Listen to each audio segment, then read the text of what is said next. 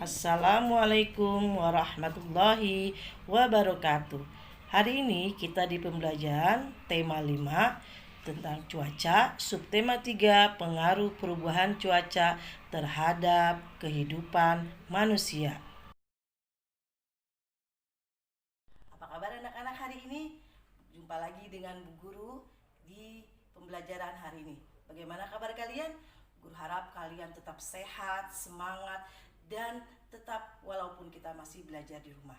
Oke, kita mulai pembelajaran hari ini ya. Yuk kita baca doa sebelumnya. Bismillahirrahmanirrahim. Rabbi zidni ilman warzuqni fahman. Shadaqallahul azim.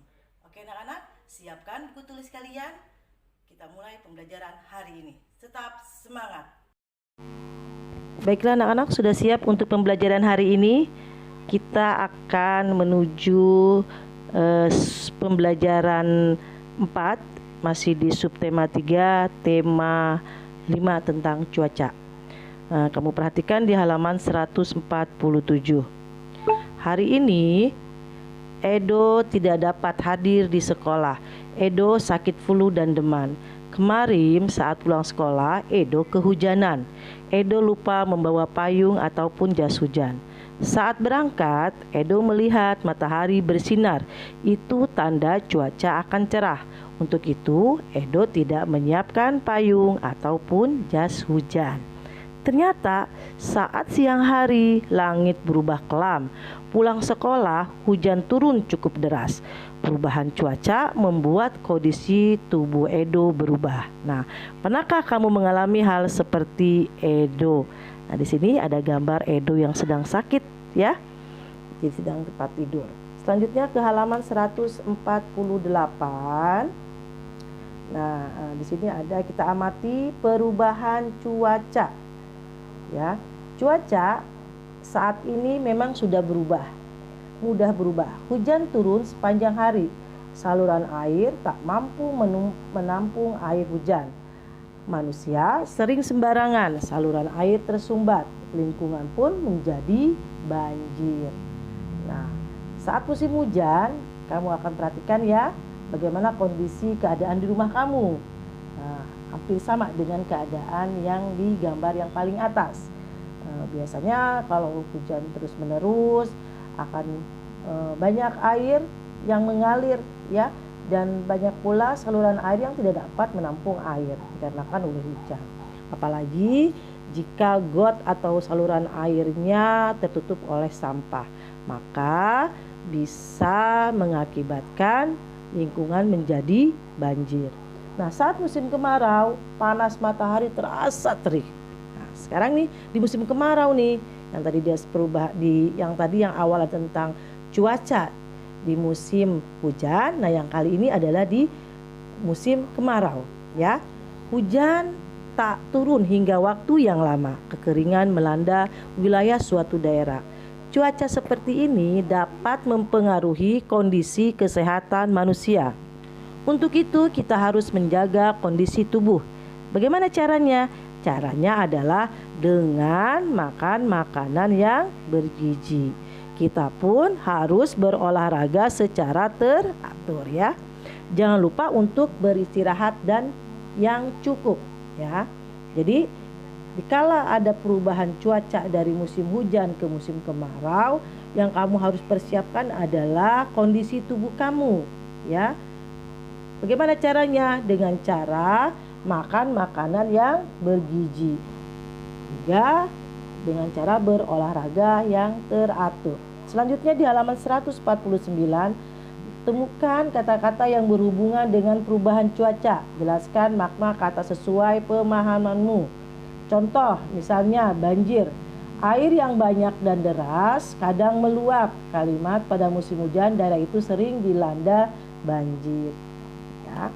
Selanjutnya di sini ada 5 kata. 5 nomor yang kamu harus temukan kata-katanya di perubahan cuaca. Tadi ada kata banjir ya, apalagi di situ kemarau. Nah, kamu buat kalimat yang berhubungan dengan perubahan cuaca tersebut Ya. Selanjutnya di halaman 150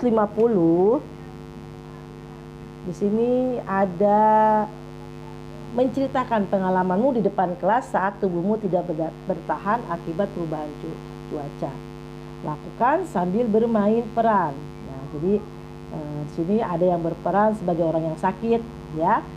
Dia akan menceritakan kondisi yang dialaminya, bagaimana kondisi kalau dia sedang sakit. Ada yang berperan sebagai teman, yang tugasnya ia harus menasihati untuk menjaga kondisi tubuh. Ada juga yang berperan sebagai guru. Ia akan menyemangati dan mendoakan agar cepat pulih. Selanjutnya di halaman 151, ya, di sini ada Dayu dan teman-temannya. Mereka memiliki sahabat sangat menyenangkan, apalagi jika berasal dari berbagai daerah yang ada di Indonesia. Nah, Dayu dan teman-temannya bersahabat dengan Komang di Bali. Kebetulan Dayu berasal dari Bali, orang tuanya berasal dari Bali, dan mereka mempunyai sahabat namanya Komang. Mereka akan membantu para pengungsi Gunung Agung di Bali. Mereka telah menggalang bantuan dari warga sekolah. Bantuannya yaitu berupa dana dan pakaian layak pakai.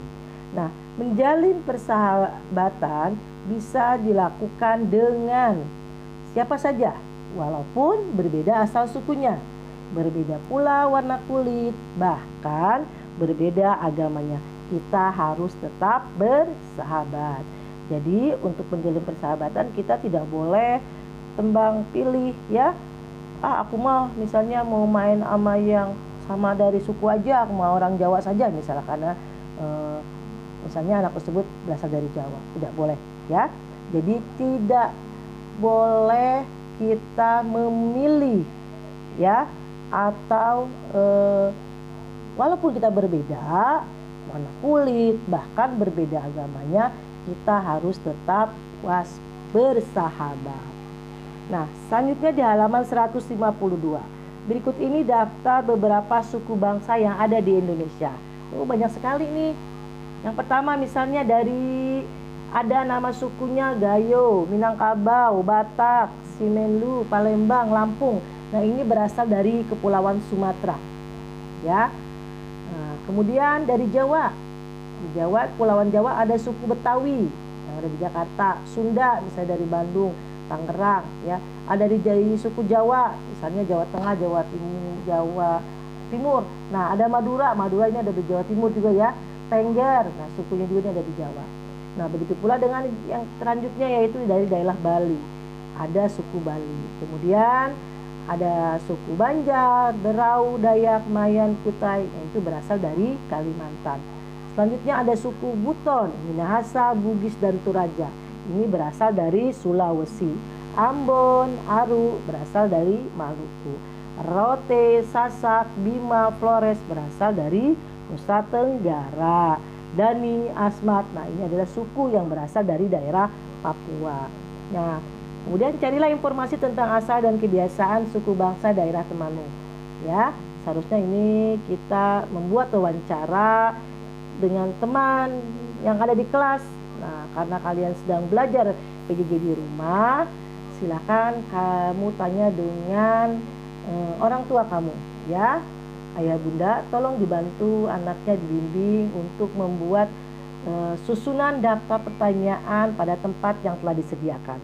Di sini sudah ada 5 pertanyaan, ya, wawancara, ya.